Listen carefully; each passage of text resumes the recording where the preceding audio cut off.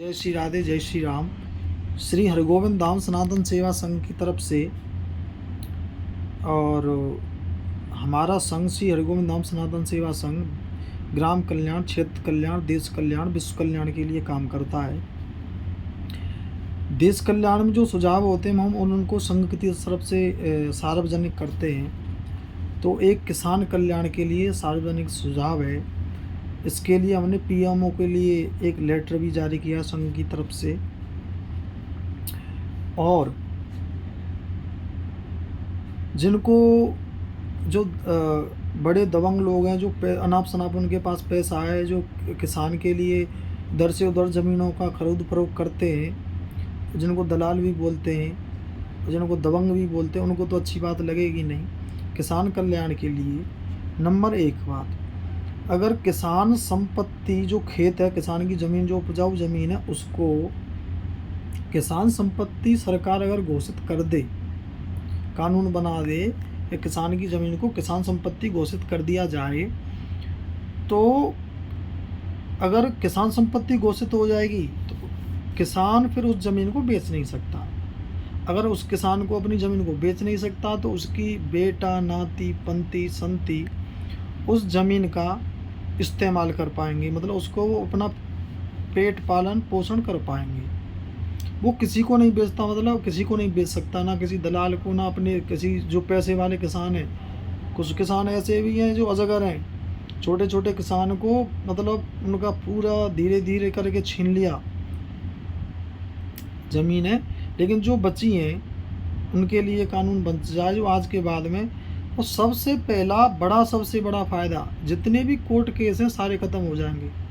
Court case किस बात के होते हैं कि उसने उसकी ज़मीन खरीदी, वहाँ धोखाधड़ी कर दी, उसका ये हो गया, तो वकील के लिए पैसे नहीं किसान पर। किसान बहुत सीधा आदमी होता है, किसान बहुत सज्जन होता है। किसान के लिए इतने दलाल, इतने बड़े दलाल बैठे हैं कि उसको लूट लूट करके कहीं ना कहीं से उसका मतलब पूरा जो बर्बाद कर देते हैं। अब तीसरा नंबर फ़ायदा, जैसे कोई किसान को लत है दारू पीने की, उसने अपना पूरा ज़मीन सस्ते में बेच दी, उसके बच्चे भूखे भीख मांग रहे, उस स्थिति में बचेगी, उसके बच्चों का पेट पालन होगा। नंबर 4, कोई ज्वारी है, वो भी ऐसे ही करता है कि बेच दी, उसकी ज़मीन बचेगी बच्चों के लिए। नंबर 5, कोई भी बीमारी के कारण अचानक से हम क्या करते हैं, हमारे पास ज़मीन नहीं है और एक्सीडेंट हो गया या कोई किडनी फेल हो गई, फटाक से बेचो और इंसान बचाओ। बाद में फिर बच्चे भूखे मर रहे, खुद भी भूखे मर रहे। मान लो आज जनसंख्या में भारत की में 140 करोड़ में कितने व्यक्ति ऐसे हैं जिनके पास कोई भी सुविधा नहीं है, ना मकान है, दुकान है, खेती है, ना प्लॉट है, कुछ भी नहीं है, नो संपत्ति। उनको भी बीमारियाँ हैं, बड़ी बड़ी बीमारियाँ हैं, तो वो कैसे कर रहे हैं? तो ऐसे ही आप समझ लो कि आपके पास कुछ नहीं है, लेकिन आपकी उस स्थिति में भी मान लो बीमारी तो आप कहीं से भी करवा लोगे कि सरकार द्वारा सरकारी हॉस्पिटल हैं, बहुत सारी चीज़ें सुविधाएं, तो इलाज हो भी जाएगा, देसी उपचार भी अच्छे अच्छे निकल के आ गए, फिर भी आपका पेट पालन करने के लिए वो आपके पीढ़ी के लिए बची रहेगी। और नंबर 7, जितने जो दलाल टाइप के व्यक्ति हैं जो दिनों रात किसान का खून चूस रहे हैं और बर्बाद करने पे उनका केवल यही टारगेट है, जो अजगर हैं उनसे बची रहेगी, पैसे वालों से, पैसे वाले लोग हैं। अब कोई कारण ऐसा होता है, किसान को इतनी अपनी किसानी प्रिय होती है, मिट्टी जो खेत बोलते हैं, जो ज़मीन होती है, क्या वो कोई कारण से उसको अचानक से काम पड़ा, बड़े किसान के पास गया, अजगर के पास में 2 लाख रुपए लेके 2 रुपये या 3 रुपये, 4 रुपये, 5 रुपये जैसा फंस जाए, अजगर के मुंह में गया तो वो जन कैसे फंसाए, 2 लाख रुपया दिए, 25 लाख की ज़मीन लिखवा ली। अब वो क्या करता है कि उस पर जब इतना ही अच्छी उसकी स्थिति होती तो वो लिखता क्यों? और किसान इतना सीधा होता है, किसान इतना सीधा होता है कि उसको यही नहीं पता है कि मैं कर क्या रहा हूँ। उसकी ज़मीन चले आती है, 25 लाख की ज़मीन को वो 2 लाख में लिखवा करके उससे ले लेता, अजगर खा जाता है उसकी ज़मीन को। उस स्थिति में किसान की ज़मीन बचेगी। आप कहीं मान लो दूर बसना चाह रहे हैं कि मैं तो यहाँ से एक अपना गांव खेत छोड़ के जा रहा हूँ, 1000 किलोमीटर बस रहा हूँ, मैं कहता हूँ आप 5,000 किलोमीटर दूर चले जाओ, आपकी उस स्थिति में भी वो आपका भरण पोषण करेगी, क्योंकि वो बिक नहीं सकती।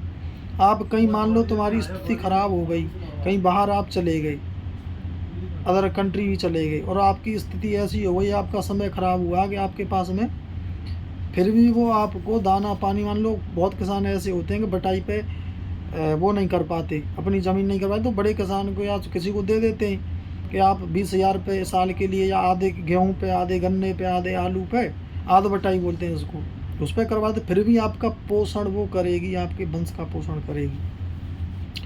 हाँ, इसमें एक ऑप्शन आता है कि मान लो कि जब बिकना बंद हो जाएगा तो घर लोग कहाँ से बनाएंगे, मकान कहाँ से बनाएंगे, जिनके पास गरीब हैं वो भी मकान लेना चाहते हैं। भाई मकान तो सबके लिए होना चाहिए। अब मकान सबके लिए होना चाहिए तो जो गाँव से लगी हुई 100, 200, 300 मीटर जो आसपास क्षेत्र में जो ज़मीन है, उसकी में आप प्लॉटिंग कर सकते हैं। आप प्लॉटिंग की व्यवस्था कर लीजिए, और प्लॉटिंग हो जाएगी तो उसमें से आप किसान प्लॉटिंग में किसान को मकान दे सकते हैं, दूसरे को भी दे सकते हैं, किसी गरीब को भी दे सकते हैं, उसकी भी तो व्यवस्था रहेगी। लेकिन जो चले आ रहे हैं 20-20 साल से, अब एक कुरा बंटवारा होता है भाइयों का, तो उसमें 20 साल लग जाते हैं एक भाई के या बेटे या किसी के कुरा बंटवारे में। केवल 20 मिनट में वो कुरा बंटवारा हो सकता है। मैंने कल भी ये बात कही थी, मैं उसका वीडियो संघ की तरफ से एक दिन तरतीब से बनाऊंगा, जारी करूंगा कि 20 मिनट में बंटवारा हो सकता है मात्र अपने भाइयों, वो भी ईमानदारी से, और वो भी आपस में सारे भाई खुश, ऐसे प्रकार से बंटवारा किया जा सकता है कुरा बंटवारा। लेकिन 20 साल तक चल ही रहा है, वो वकील खा गए किसान को, बर्बाद हो मतलब सारी बर्बादी बच जाएगी जितनी भी किसान की ऑलरेडी बंटवारी। मैंने आपको 11 ऑप्शन बताए, मैं दोबारा से दोहरा देता हूँ। वो बेच नहीं सकता, वंश के नाती पोती, दारू ज्वारी, कोई भी बीमारी में कोर्ट केस ख़त्म हो जाएंगे, दलाल टाइप सारे ख़त्म हो जाएंगे, पैसे वाले हड़पते हैं ज़मीन लिखवा के, वो सारा ख़त्म हो जाएगा। किसान का मतलब कल्याण ही कल्याण है, फ़ायदा ही फ़ायदा है। और क्षेत्रफल जो कम हो रहा है वो भी बचेगा, किसान खेती कम होती जा रही है वो भी बचेगा। तो कहने का तात्पर्य ये है कि सारा सिस्टम ही ख़त्म हो जाएगा।